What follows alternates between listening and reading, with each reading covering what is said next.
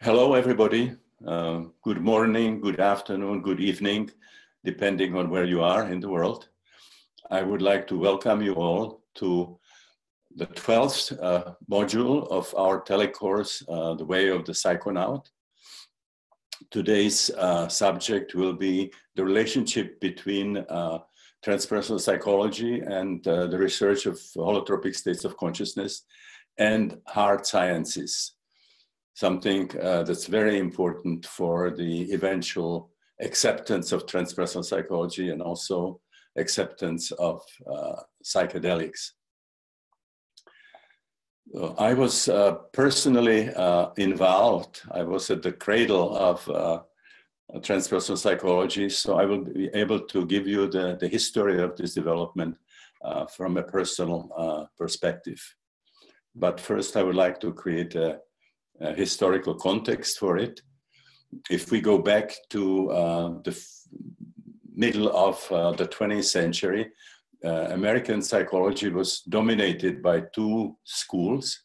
One was J.B. Watson's behaviorism, based on the work of the Russian physiologist Ivan Petrovich Pavlov, and then further developed by J.B. Skinner.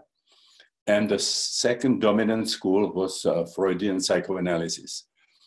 But around the 50s, there was increasing opposition against these two schools as being really appropriate and adequate representatives of the human psyche and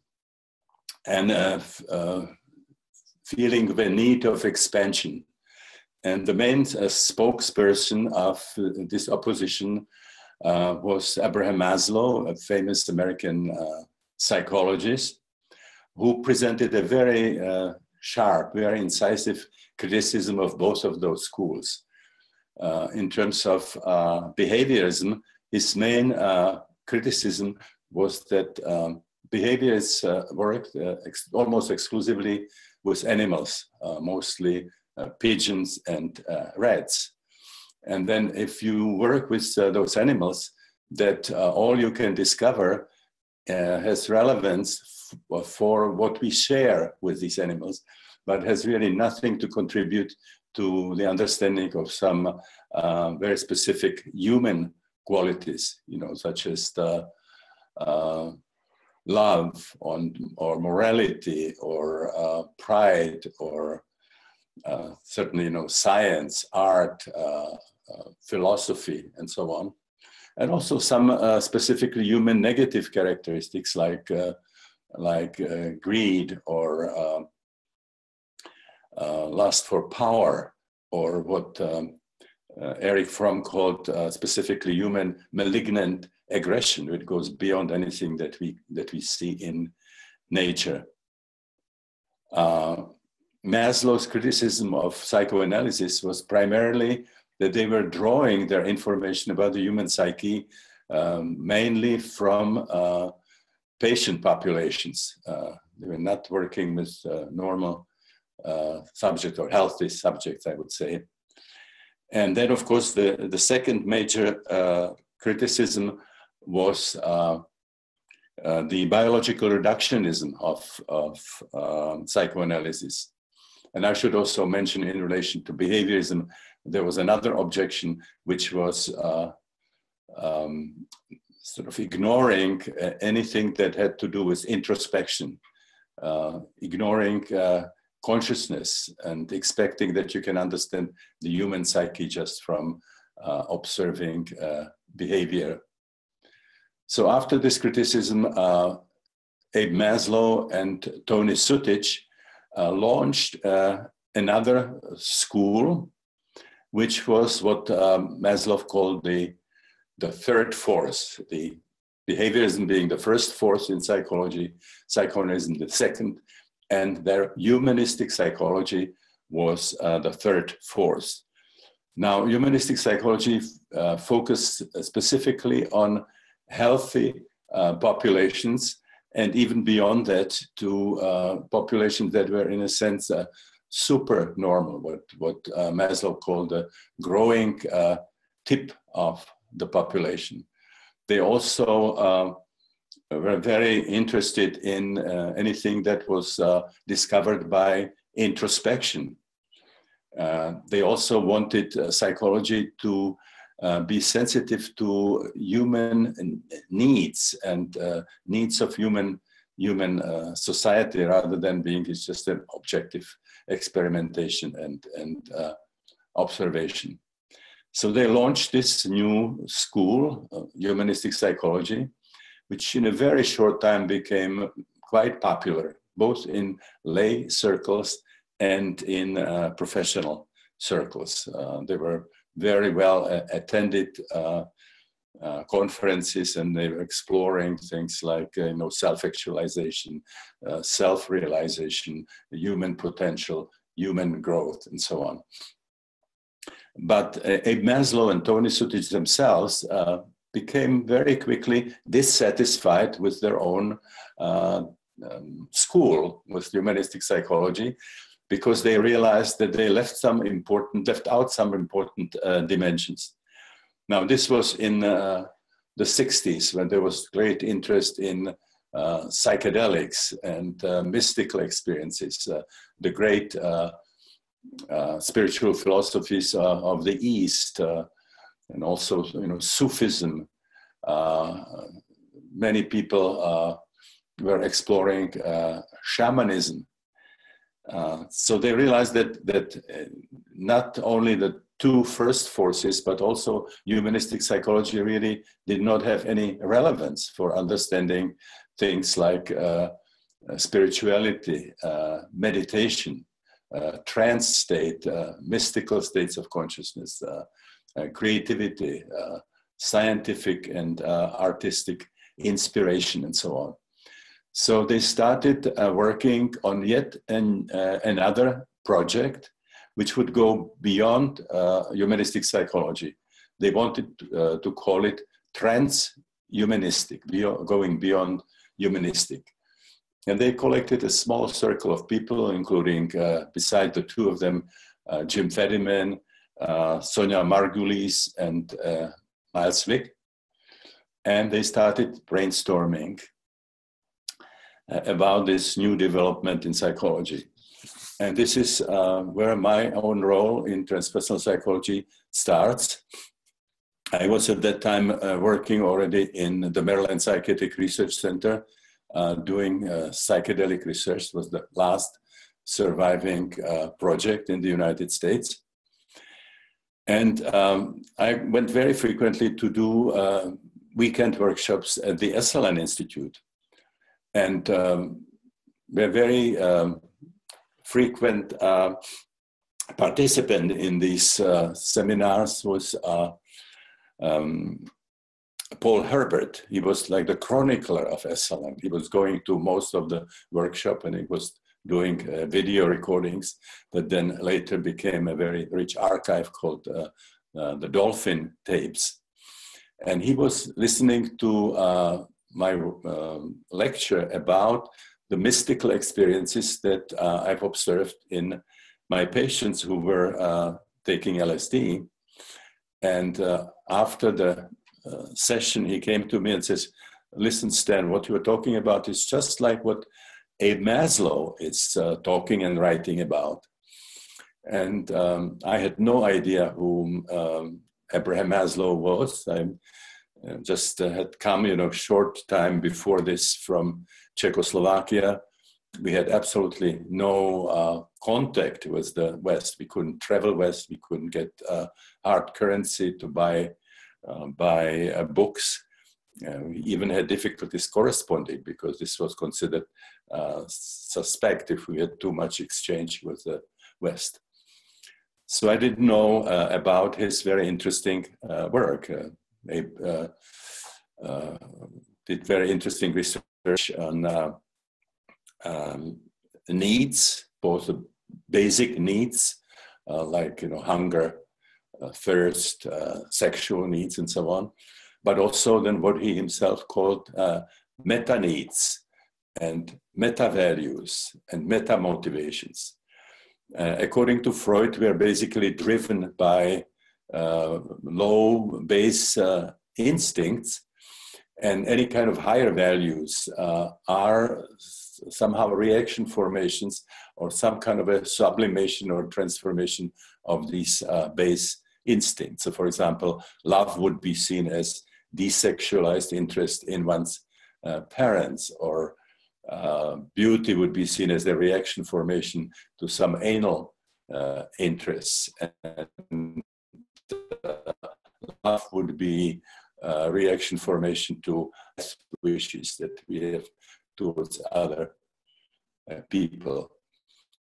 Whereas Abe Maslow coined the category of meta values, that besides these sort of lower instincts that were described by Freud, we also carry genuine sort of higher ambitions on values, genuine sense for love, genuine sense for justice, and genuine appreciation of beauty that cannot be explained as transformation of something else. And he did very interesting work on peak experiences that we have already taught, people having spontaneous mystical experiences.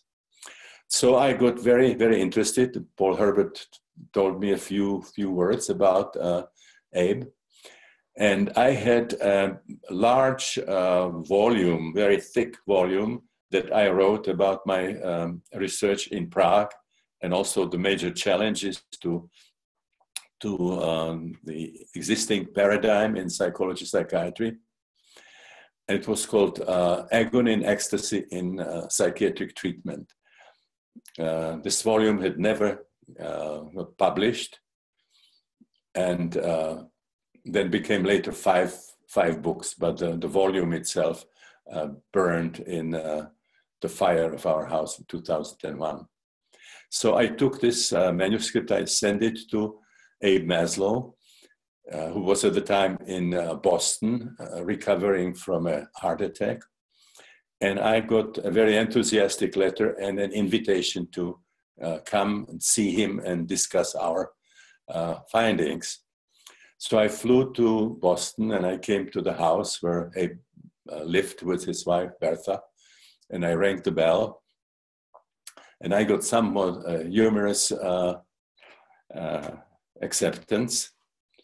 The door opened and Bertha was standing there, and when I introduced myself, she basically covered the entrance into the house with her body and seemed to be reluctant to let me in.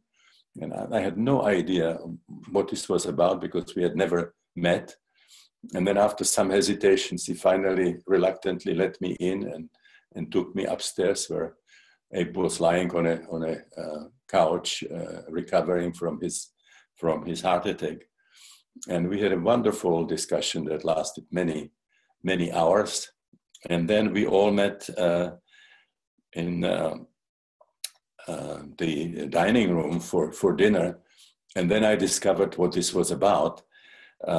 Bertha told me that when Abe got the manuscript that I sent him, and he saw the far-reaching parallels between the mystical experiences that I saw in psychedelic sessions and their impact on people's values and behavior, that he got so excited by the parallels with his own research that she was really concerned that if the two of us get together and start having a discussion, that it's going to be so emotional for him that he might get a heart attack and be actually damaged by my visit. So when she saw him, in good shape, sharing dinner with us, she kind of quieted down, and actually we became very, very good friends.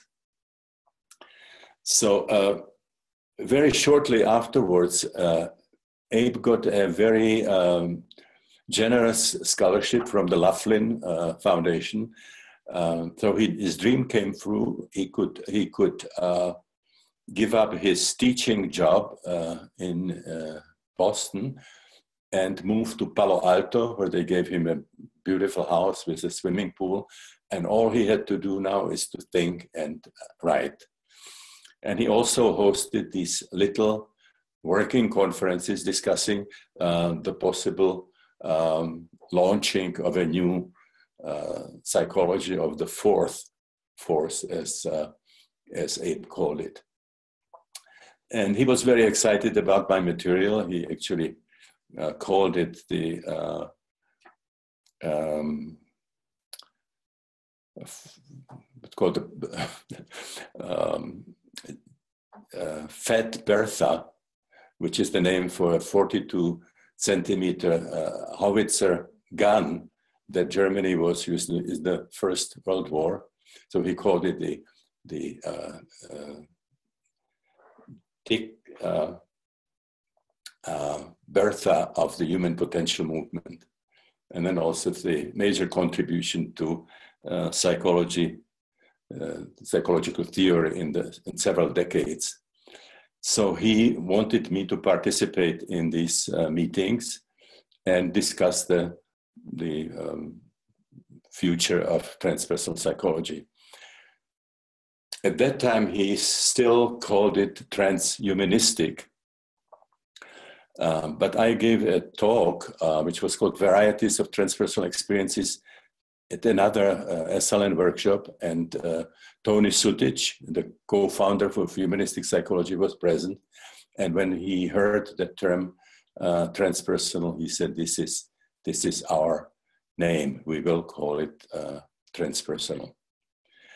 So we were regularly meeting, discussing what this new psychology would be about, until we came up with a form that we were satisfied with. That this was a psychology that treated cultures, with a lot of respect. The ritual, spiritual activity of different cultures were not pathologized, but sort of seen as a natural expression of the human psyche. We did not make schizophrenics out of every founder of religion or apostle or prophet, or making schizophrenics out of shamans and so on. We also integrated into this new psychology all the phenomena that otherwise were called anomalous, things that emerged from modern consciousness research. For example, the near-death experiences in thanatology, of course, the challenging observations from psychedelic sessions, and also parapsychology. So it seems that this psychology made a lot of sense, but we had great problems because we had no idea how we could bridge the gap which was between the sort of underlying philosophy of this psychology and what we knew as hard science, mainstream science. So for a while we were sort of in this kind of a limbo, just trying to figure out how we're going to handle this. And then two books of philosophy came. One was Philipp Frank, called Philosophy of Science, in which he made an interesting distinction between philosophical theory and scientific theory. Scientific theory has to be testable. And he said philosophical theories cannot be testable. So for example, to say that everything in the universe is material and there is no spiritual reality is not a scientific statement, because it cannot be tested. To say that consciousness is a product of the brain is also not something that cannot be scientifically proved. We can see correlations, but we cannot really prove that consciousness is coming from the brain. So that was one very interesting approach. And if we could sort of study transpersonal experiences, spiritual experiences, using scientific methodology, we might be able to defend to some extent transpersonal psychology. He talked about the ways of inducing them, the phenomenology, but particularly the impact that they had on people, on their hierarchy of values, on their life strategy, on their worldview, on the opening of spirituality or enhancement of intuition and ESP perception. Those are all things that can be studied scientifically. But then the second philosophical book that had very great impact on us was The Structure of Scientific Revolution by Thomas Kuhn, where he had the concept of paradigm. He showed after about 15 years of study of the philosophy of science and the history of science, that science does not have the linear development, the accumulation of more and more observations and formulations of ever more accurate theories, but that it develops in distinct periods, and they have certain dynamics that can be predicted. And he coined the term paradigm, which is a set of metaphysical assumptions, of beliefs, of instructions, how to do research, how to evaluate research, and so on, that dominates the scientific world for a certain period until this paradigm runs into problems. There are observations which challenge it, and they create a crisis that lasts for a while. And during this crisis, various more or less wild alternatives are emerging until there is a new paradigm that replaces the old one and then governs the scientific world for the next period. And so we looked at the observations from the different avenues of consciousness research, and we realized that we definitely are entering a time of paradigm shift. Now, this very shortly afterwards came the first major contribution to this concept of paradigm shift. And this was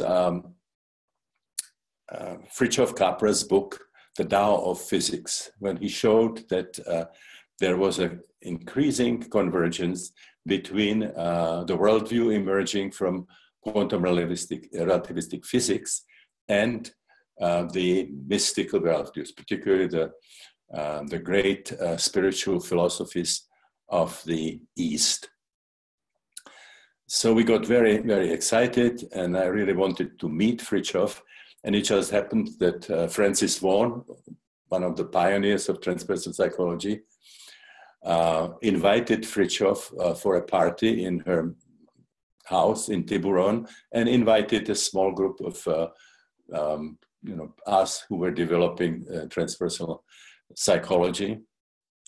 And we just got very, very impressed and very, very excited and inspired by what Fritjof had to say. And then particularly Fritjof and I hit it off, and we decided to do joint workshops, which were like one-day seminars, and we called them Journeys Beyond Space and Time.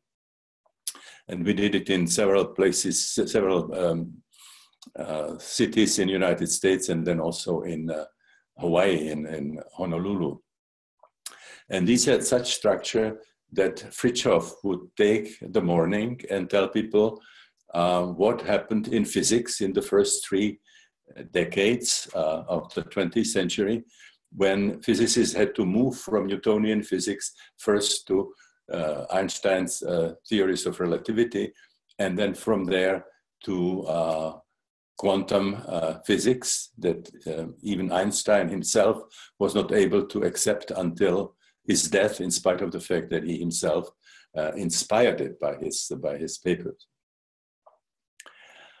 So this was quite wild what Fritjof was talking about. He, for example, described what happened to the understanding of matter, that at the turn of the centuries, there was a Newtonian concept of matter having the fundamental building blocks, which were atoms. Atomos means something that cannot be cut any further. So those were little billiard balls. And then came the discovery of radioactivity and X-rays, and they were sort of shooting X-rays at the atoms, and they found out they actually were not solid at all. And this idea of the solid atom was replaced by the planetary model of the atom.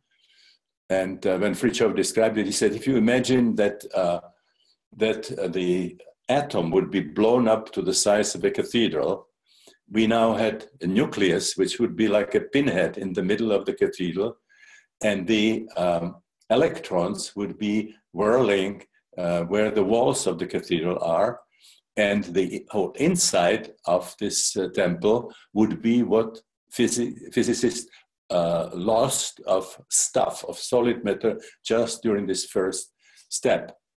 And then, of course, the nucleus was not solid. There were the neutrons and protons and so on. And then finally, it ended up with several hundred subatomic particles all the way to quarks and so on. So he talked also about the Niels Bohr's complementarity principle, that it turns out that photons could be seen in some experiments as having corpuscular nature. In some others, they have wave-like properties. So the wave particle complementarity. There was also the Heisenberg indetermination principle, where you couldn't, on the subatomic level, ultimately say whether something is really there or not. You could just discuss probabilities and so on. The wave collapsed when observation happened and so on. Fritjof talked about the Big Bang, that about 13.8 billion years ago, there was a singularity, a dimensionless point, and during the Big Bang, out of it came time and space and all the matter that now creates, billions of galaxies. He also talked about the fact that nothing in the universe is really solid. There are no objects. There are only fields and electromagnetic vibrations and condensation of fields and so on. And then he mentioned David Bohm's idea that we actually should not be using nouns because there are no objects. We should be using only verbs because everything is process. So, I would be stengraphing, the microphones would be microphoning, San Francisco would be San Franciscoing, and so on. So when people came back from lunch, their minds were so blown that when I came with my material talking about reliving birth and maybe having prenatal experiences and there being potentially, past life experiences, because there are very convincing past life experiences, talking about the archetypal domain, the collective unconscious, the both historical and archetypal. It sort of sounded almost down to earth after what Fritjof told us. And I was talking about something that you experience in certain non-ordinary states of consciousness, where the Fritjof was describing the material reality in which we live. So Fritjof showed, that there was a far-reaching parallel between what you find in the great Eastern spiritual philosophies and the worldview that was now emerging from quantum relativistic physics. And of course, the worldview emerging from transpersonal psychology was very much like the worldview of the great spiritual philosophies. So if there was a convergence between quantum relativistic physics and this worldview from the Eastern philosophies, it was also convergence between the worldview of transpersonal psychology and the modern sort of scientific worldview. So this was this was very, very exciting for us. Fritjof talked about the fact that physicists are showing that everything is a reflection of one unity. Everything is interconnected. The universe is dynamic, is a vibratory system. That in a sense, what we perceive is not what physicists are finding. So in a sense, it was indirect confirmation of the Hindu concept of Maya, that the material reality as we perceive it is not really what it is, that there's a deeper truth behind it, and that the universe might actually be created by cosmic consciousness.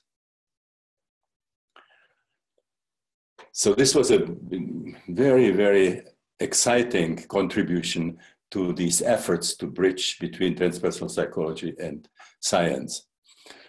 And then emerged another wave, which was at least as exciting.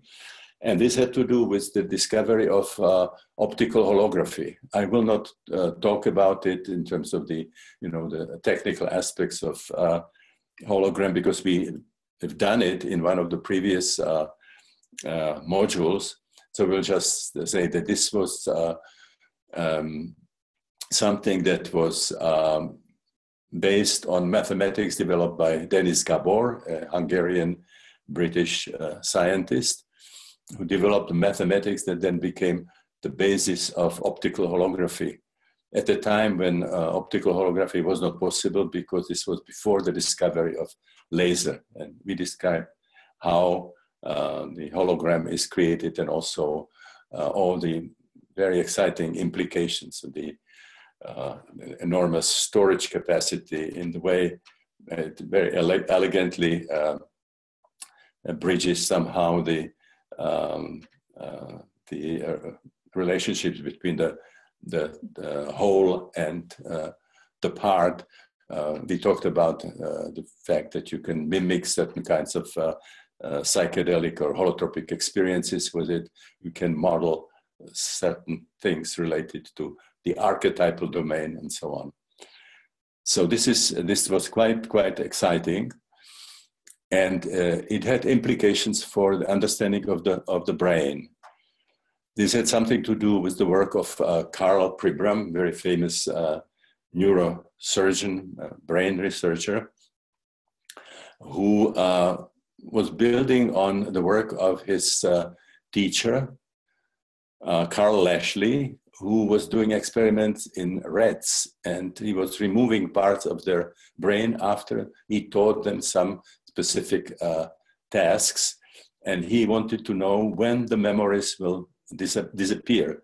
And he found out that actually the persistence of the memory did not depend on specific locations, but more on the overall mass of the brain that was removed or that stayed in place, which was quite surprising. And Karl Pribram then continued this research, and he discovered holograms, and he realized this was a perfect model that could explain what he was finding. Besides these things that Karl Lashley already discovered, he also got very impressed by the fact that when we learn something, what we learn immediately irradiates in the brain. For example, if we learn to write the letter A with our finger, once we learn it, we can do it with the right hand, with the left hand. We can do it with a big toe. We can do an A with our nose. Boys could pee and make an A in the snow. So this new knowledge does not apply just to what was learned, which is this movement with the right hand, the index finger, and connecting it with the letter A, but it suddenly can be applied to a number of other situations. So it's a kind of a distributed memory, which is also something very, very typical for holography. So in his book, Languages of the Brain in 1971, Karl Pribram described his model, holographic model of the brain. And the basic principle there was that in the brain, we don't have just the kind of activities that can be modeled by a computer, the linear transmission and the plus minus activity on the synapses, but that there's also something called parallel processing, which is somehow done by this network of glia, which are the endings of the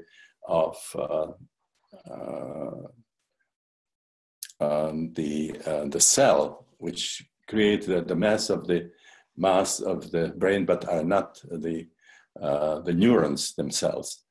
So he got the idea that the parallel processing that is done by these glial masses complement, in a sense, the linear work of the computer. And the computer then would be modeling this linear activity of the brain that would be related to our perception of the external world.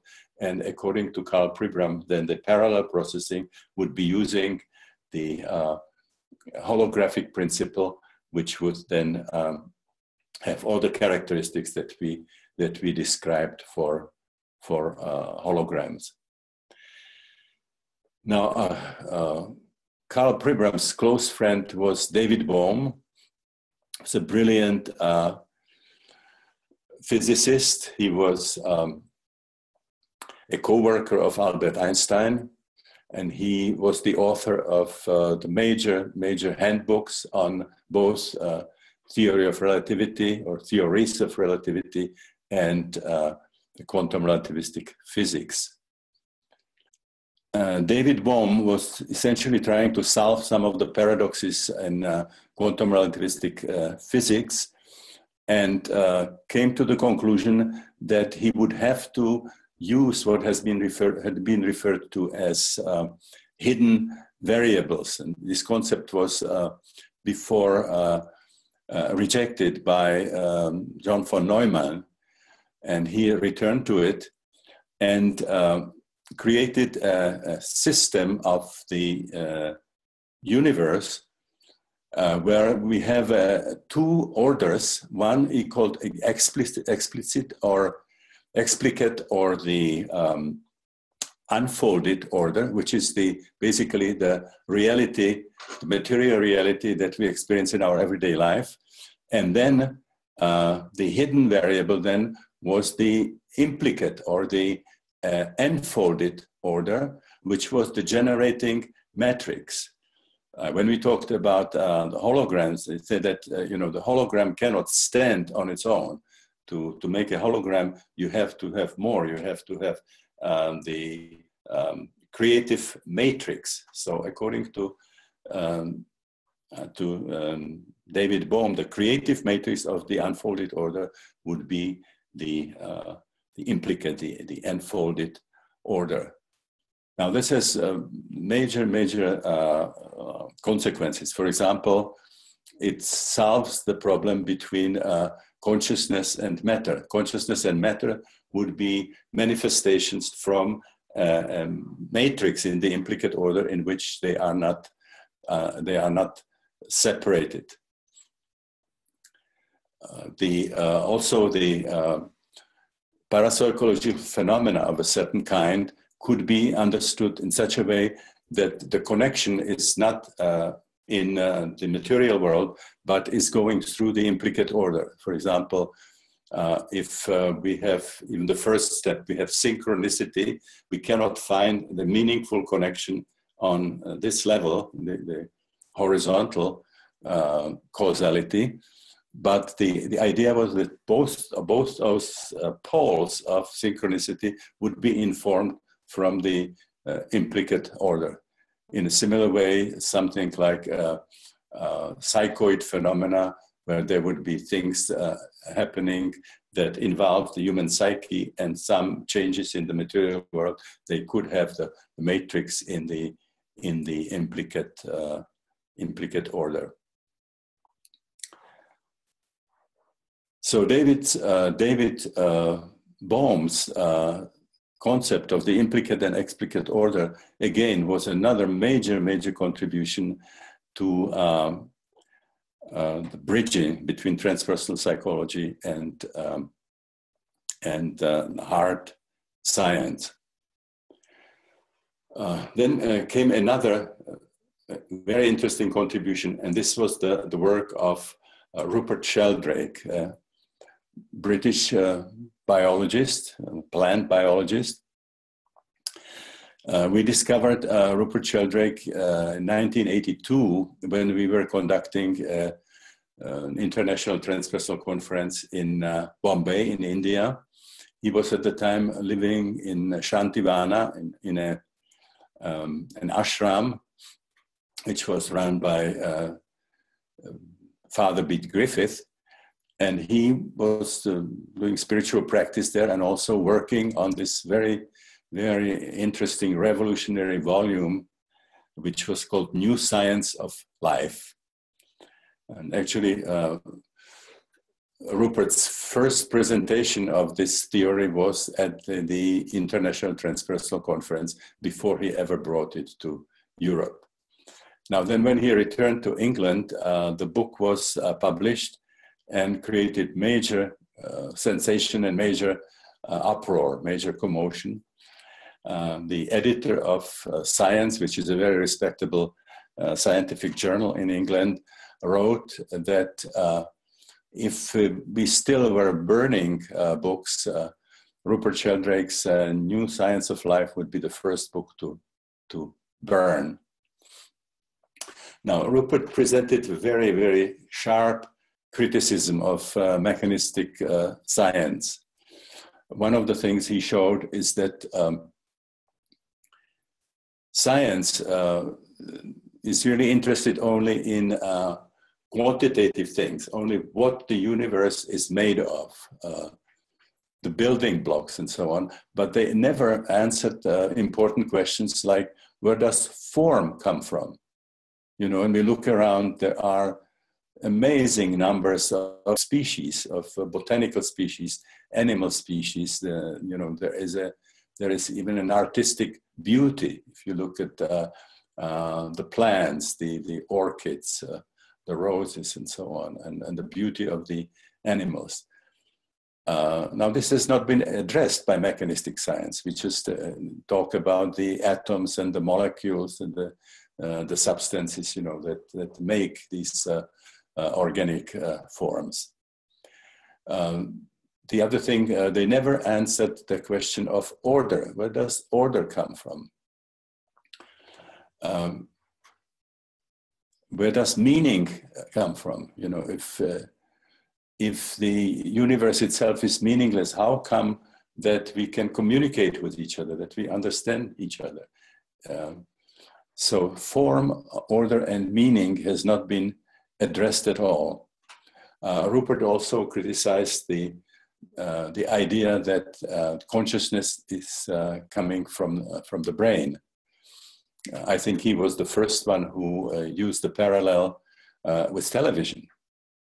That all we know about brain and consciousness is that there are correlations, very important, meaningful correlations between the anatomy, physiology, biochemistry of the brain and states of consciousness. But this is in no way a proof that consciousness actually is generated by the brain. And Rupert gave this example of the television, where we have something similar. The quality of the sound, the quality of the picture critically depends on the functioning of the set. When certain the components are malfunctioning, we get quite specific changes in the program, but that in no way is a proof that consciousness is coming from the brain. He had also the same kind of an idea about the DNA, as DNA, being the whole answer to genetics. The DNA is extremely large molecule, but it's basically a repetition of sequences of 4 relatively simple substances, the pyrimidine bases. So the idea that the DNA itself would determine which egg is going to become a parrot, which is becoming a whale, which will become a monkey or a human being. And not only that, but that it would be able to govern somehow the development from the fertilized egg to the finished organ through all the stages of embryogenesis. It's just simply a fantastic proposition. So Rupert's idea again was similar to what he mentioned about the brain, that there are obviously correlations, but it doesn't include the possibility that there is a morphogenetic field, and that the complexity of the DNA, of the repetitions of the sequences, is enough to determine to which morphogenetic a particular developing egg will be directed. But the development itself is then guided from the morphogenetic field. It's not guided by the DNA itself. Now we have an estimated 14 million of living species, existing species, and the estimated number of species in the evolution is like reaching 5 billion. So that's quite something for the DNA to accomplish, to create all these different forms of animals and plants, and guide the evolution of each of these forms through the entire embryogenesis. Rupert has this very interesting idea of the morphogenetic fields and morphic resonance, which he applied to memory and all kinds of other phenomena, including psychological, parapsychological phenomena. So that first thing that he described was that there's an observation that when animals would learn certain trick, that animals of the same species who are in no connection with this original group would learn that trick faster. And this has actually been documented. This has been proven by experiments. Unfortunately, this very exciting concept of the 100th monkey turned out to not to be true. It happened in the book by Lyle Watson called Life Tides, when he discussed described the situation on the islands where certain kinds of monkeys were living on potatoes. And one of the young monkeys found a way of washing it so they were more palatable. And then when a certain number of monkeys acquired that habit, that it instantly was seen in the other islands, although there was no direct connection. So this unfortunately turned out to be just a hypothetical description that would be a consequence of the concept of morphic resonance rather than actual observation. And for a while, this created enormous enthusiasm, because we all believed if enough people do inner work and go through spiritual transformation, that it sort of will automatically spread to other people who might not have been involved in this self-exploration, self-transformation themselves. Now, Rupert himself did some very interesting experiments. One of those experiments actually happened in connection with an international transpersonal association conference, where he had some pictures, which were photographs that were modified graphically, but so that they were intensifying the difference between light and darkness until it was practically impossible to distinguish what it really was. It was more like a Rorschach. And his idea was that if number of people would be able to see it and recognize it, then other people in unrelated locations would be able to decipher that faster, to be able to see those figures, hidden figures in those kind of Rorschach-oid formations. So we presented it to, I don't remember how many, hundreds of people, and then he was testing it in some other locations and trying to find out if this actually helped. He also did similar experiments with Japanese nursery rhymes. The idea was, you know, even if we have no idea what it is, when we hear it in Japanese, the fact that already millions of people were learning the nursery rhymes in Japan should help us to learn those rhymes faster. Rupert then did a series of very interesting experiments with psychic phenomena in animals. He's showing in England, for example, programs where there was a split screen when he was showing the pet, like a dog, and the human, the owner of the dog, leaving the office, and you can see how the dog starts already showing expectation, and then at a certain time actually goes to meet this owner in a correct time. He also believed that consciousness creates a field that is not contained in the skin, and he proved it by doing experiments of people who were able to recognize that they were looked at from behind. So a series of these really interesting experiments looking at the morphic resonance and morphogenetic fields. He's also well known for his fascinating debates with Richard Dawkins, who was the ultra mechanistic biologist who wrote the books, the Blind Watchmaker and the Selfish Gene, and then one which is called God Fallacy. And Rupert responded to it by writing a book which in Britain was called The Science Fallacy, and then the American edition was called Science Set Free. So Rupert's contribution again was extremely important. So we already had now the contribution of Fritjof Capra showing the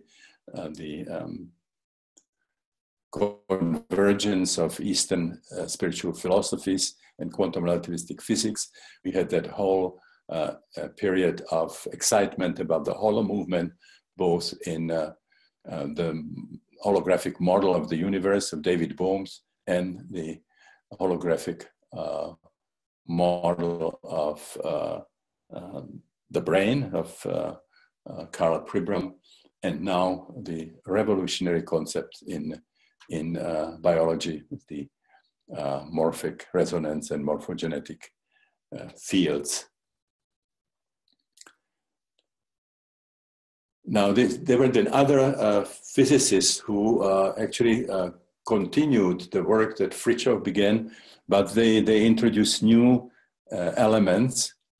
That was, for example, Deepak Chopra, the whole series of lectures and books where he is reconciling, trying to reconcile Western science, particularly medicine, with Hindu cosmology. A tremendous focus on consciousness, what consciousness is and what consciousness can do. And then another step forward in this direction is now Amit Goswami, who was emerit professor of the university in Oregon, who started something that he calls science of consciousness, where actually consciousness should be something that has primacy in scientific exploration. So for example, what we really know is what we experience. Whether those things are really there and what they are is an open question. So strictly speaking, materialists should really prove that what we perceive through our senses is really there. It should not be the other way, that there is a basic metaphysical assumption that everything is material, and then consciousness and experience has to be a derivative. So when we have astronomy, astronomy is not a science about stars. It's about our experiences of what we call stars. Again, whether the stars are there or not and what they exactly are, that's a very, very complicated philosophical question. We know that many of the things that involve the experience of stars or anything else are additions of consciousness, even in the most materialistic worldview. There are no colors in the world. There are only frequencies of electromagnetic radiation, where for a certain range we perceive as colors. You know, there are no sounds.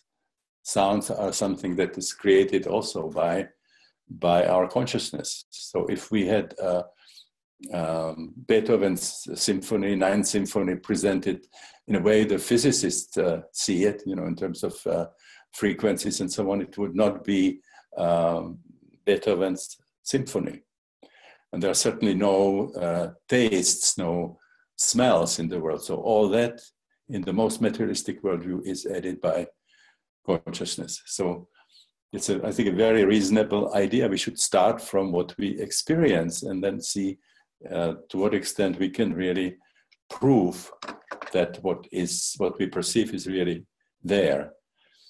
And this was a very, very shocking discovery by quantum physics that if you probe matter, that when you get deep enough to the subatomic level, everything that you still can reasonably call stuff disappears, and what remains is more related to consciousness. It's mathematics, you know, statistics, relations, and so on. So Amit Goswami also introduced quantum physics. So he's now quite specifically writing books linking psychological concepts related to consciousness with quantum relativistic physics, including problems like reincarnation. There are quite a few other physicists who contributed to this. I don't have time to cover it. Nick Herbert, you know, Jack Sarfati, scientists who already in the early years contributed a lot. There are people who experimented with psychedelics and then used those insights into some writing about quantum relativistic physics. So now what we saw in the last few decades was and actually we can go farther back. We can go into the first three decades of the 20th century, the development of quantum relativistic physics, and then a number of other areas in which paradoxes emerged, or what has been called anomalous findings. So in quantum relativistic physics, there are a lot of paradoxical findings about which there are numerous theories, but no agreement what we are really dealing with. There are paradoxes that Rupert Sheldrake pointed out in biology. There's an enormous amount of phenomena around psychedelic experiences and what I call holotropic experiences in general. There are things that are happening there should not be happening if the worldview that's created by mechanistic materialistic science is correct. So there are people in different disciplines who try to correct it. So there is David Bohm and other people who created concepts in quantum physics. There is Rupert who tried to correct some of the errors of biologists. There are parapsychologists who are trying to bring some new concepts. There were certain observations that were done in chemistry by Ilya Prigozhin, the dissipative structures and so on. So there were people who tried to create concepts that would deal with these anomalous observations, with these paradoxes. But those were sort of isolated attempts. There was no cohesion, there was no comprehensive worldview that emerged out of it until a very, very fascinating work of Ervin Laszlo addressed these paradoxes.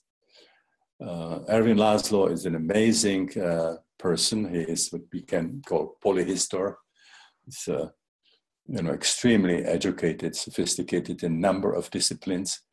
And he started his career actually as a concert pianist. He was a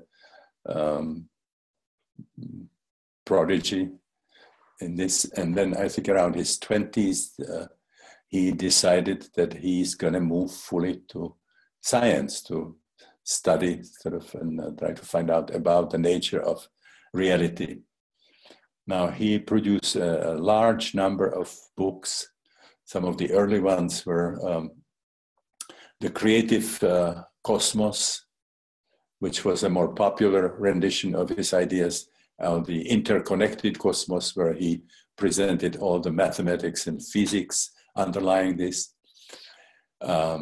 And he started with this concept of the psi field, PSI field, which was this subquantum field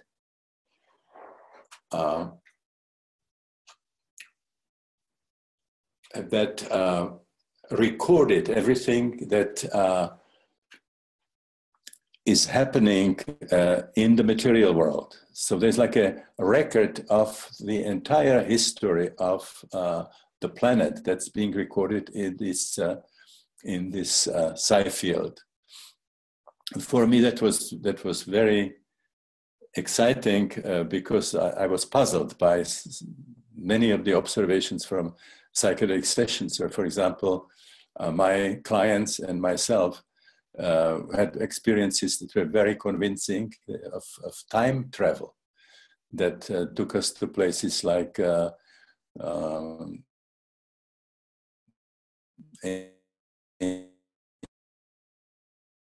ancient Assyria, Babylonia, Renaissance, France, or French Revolution. It's a very, very detailed perception of the environment and getting new information. In a few instances, it was also possible to actually validate descriptions of historical situations in these experiences that were seen as past life memories. And in many instances, this excursion into history went actually beyond the origination of Homo sapiens into the geological history of the planet, and even sort of astrophysical events. So this was first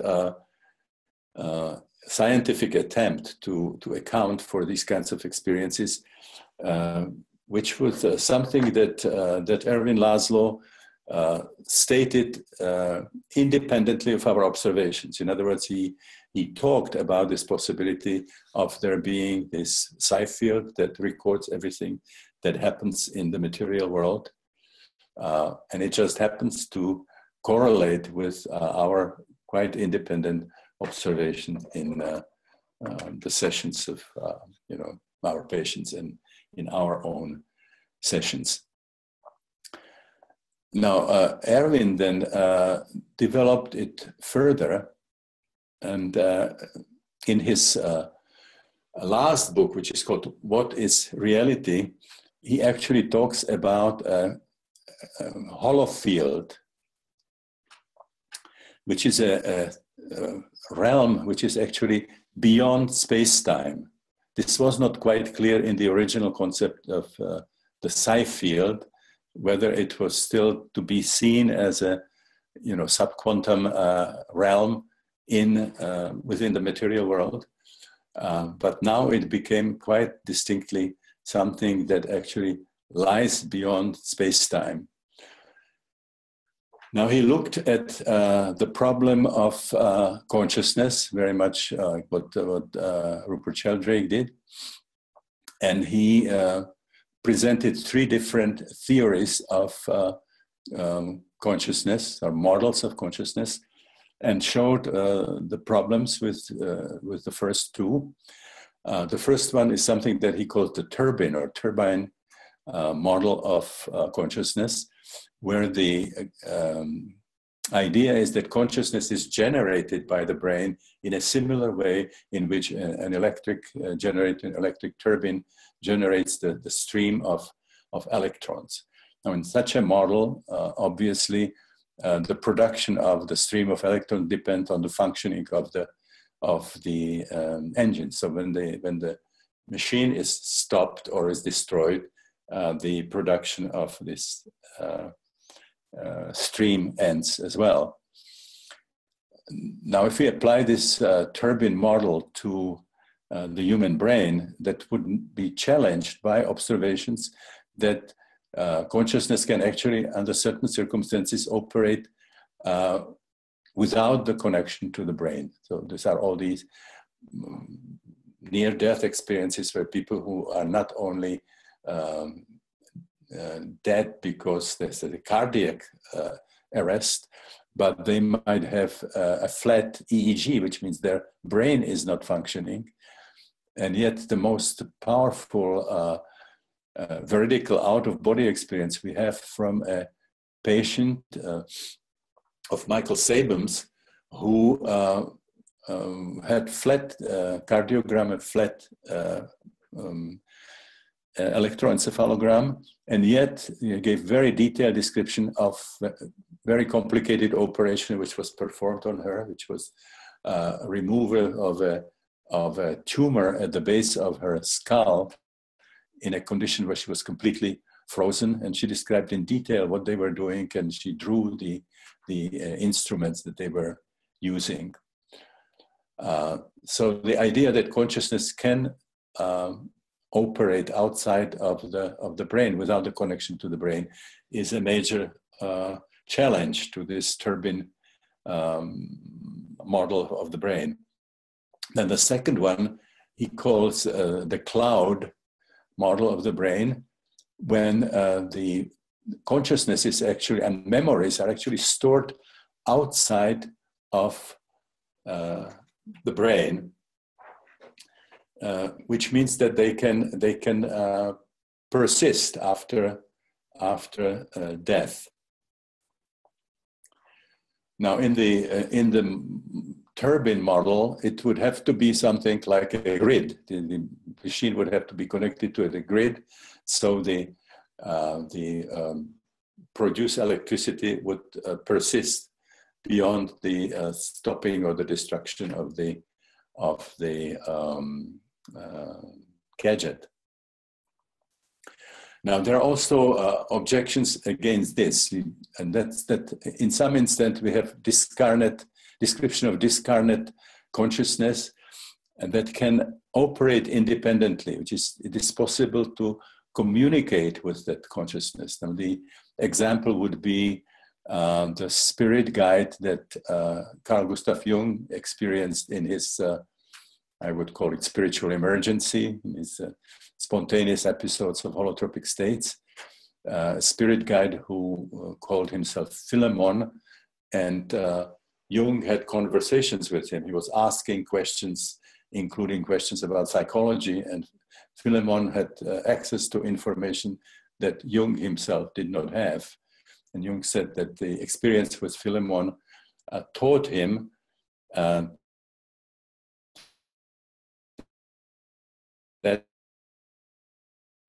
there are certain credited Philemon with certain aspects of his own psychology. Now, I experienced the same with Roberto Assagioli when I visited him in Florence very shortly before his death. And he told me that he experienced a spirit guide who called himself the Tibetan, that's supposedly the same that was channeled through Alice Bailey. And he credited this Tibetan with some, major aspects of psychosynthesis, which is the psychological system that he developed. So the idea was that similar ideas were channeled in metaphysical language through Alice Bailey, and in psychological language through Roberto Assagioli. Another very famous example of channeling was Helen Schackman, who channeled the Course in Miracles. So the idea that some of this disembodied consciousness can actually operate independently is an argument against this cloud model, which means that the memory could survive the death of the brain, but would not be able to show any kind of autonomous activity, autonomous functioning. So then Erwin Laszlo moved to the next model, which he called the hologram model of the brain. Now he concluded this analysis of the relationship between the brain and consciousness, that consciousness actually originates in the space-time, beyond space-time domain, and is basically holographically projected into the material world, so that the consciousness of the three-dimensional entities in our world are actually holographic projection from the realm beyond space-time.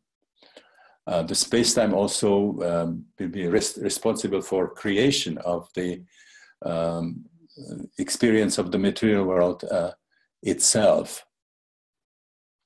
So this would then explain a lot of our observations from psychedelic sessions and holotropic breathwork and spiritual emergencies, in which people can actually identify experientially with various members of other species. They can experientially identify with other people. They can even experientially identify with plants. Erwin Laszlo asked me to write a preface to his book, What is Reality?, where I have a whole list, a complicated, complex list of all these different experiences that we have seen, transpersonal experiences in psychedelic sessions. And many of them would make sense if we apply Erwin's model, that basically reality is created from beyond space-time. The beyond space-time has all the laws, all the rules for this world, and is the generating matrix, very much like David Bohm's implicate order, only it would be operating from beyond space-time.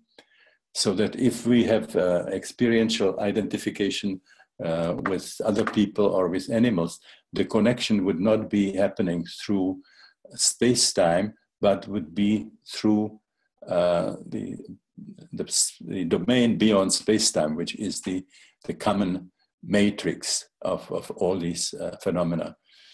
It would even be possible to account for some things that would be bordering on what the Indians called siddhis, mind over matter, where the intervention would be actually not happening in terms of the horizontal causation within space-time, but the connection would be through the representation in beyond space-time.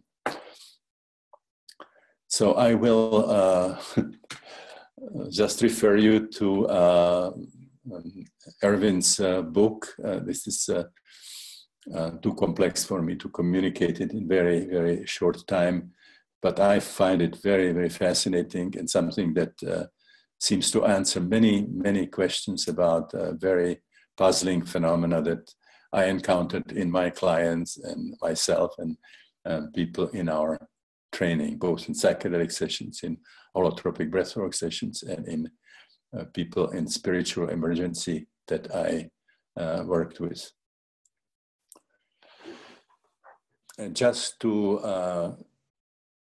sum up, just to conclude, I'd like to say that the model of the universe and of reality that seem to have emerged out of these contributions that I was describing today, and many others of a similar kind,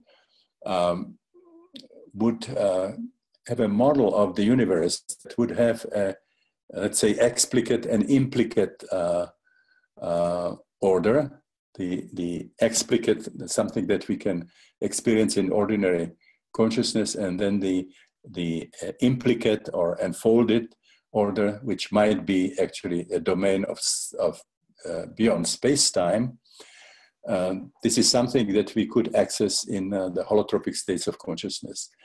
Then there would be a similar kind of complementarity on the level of human beings, where we would show an interesting kind of complementary image, when in some situations we would have the form of Newtonian objects, material objects, living in a Newtonian world with 3 dimensions and linear time. But there would be other situations in which would be better to think about ourselves as fields of consciousness that are not limited by space and time. This would be what we experience in holotropic states of consciousness of various kinds, when we can transcend the limits of the body ego and go way beyond the physical borders of or borderlines of the sensory organs. And then we would take it to the brain, where what we know so far would be the linear processing that would be related to our perception of the material world, and then the possibility of the brain to use holographic principle, where the representation in the brain would be, for the parallel processing, would be the glial mass. So I will end here, and I would like to show you some pictures. The first one is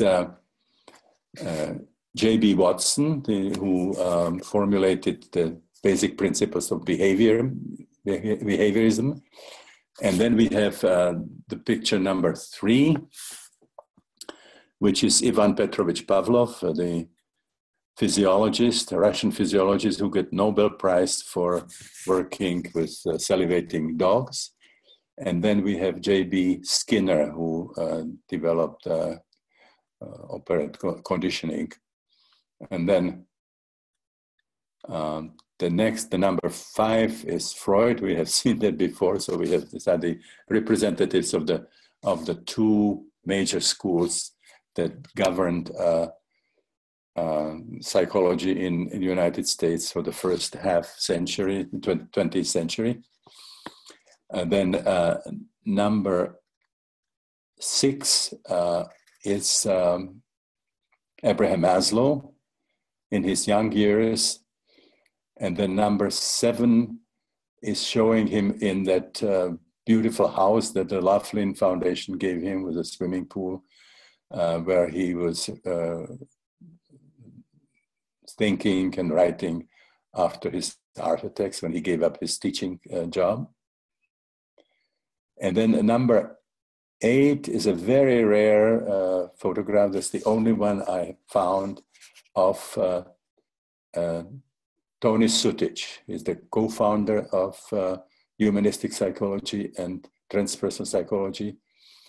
He had only control of 3 fingers. He was paralyzed.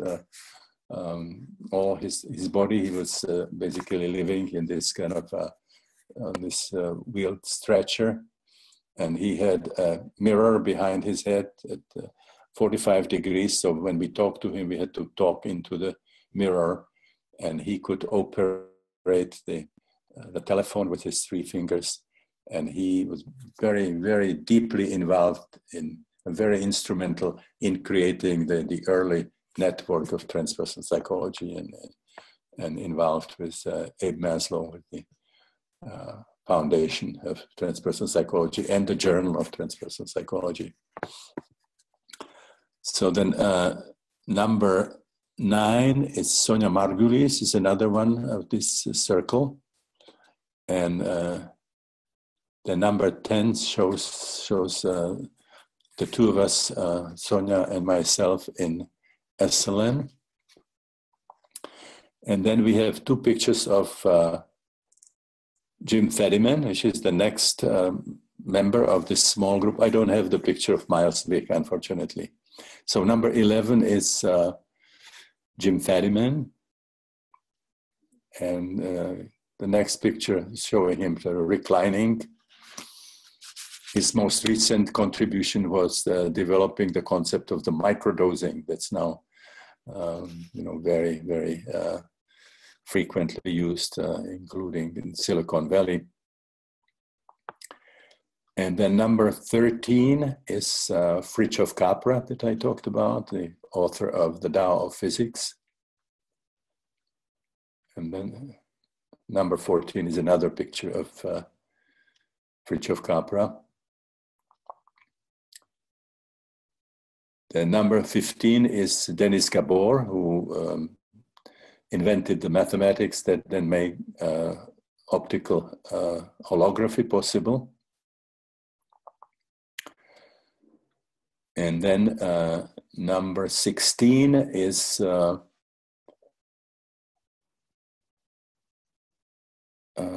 David Bohm,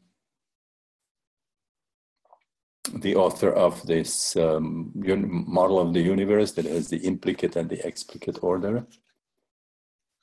And number 17 is Carla Pribram, the neurosurgeon, brain researcher, the author of the holographic model of the brain.